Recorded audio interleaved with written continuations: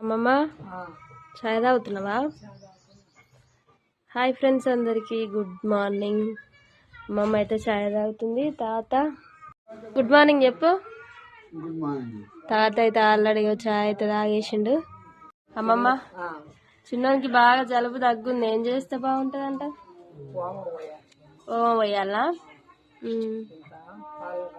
పోస్తే పిల్లవాడు ఆరోగ్యం మంచిగా ఉంటుంది. అప్పుడప్పుడు డాక్టర్ చూసినా కూడా ఇది మనం చేసుకుంటూ పోయాలి.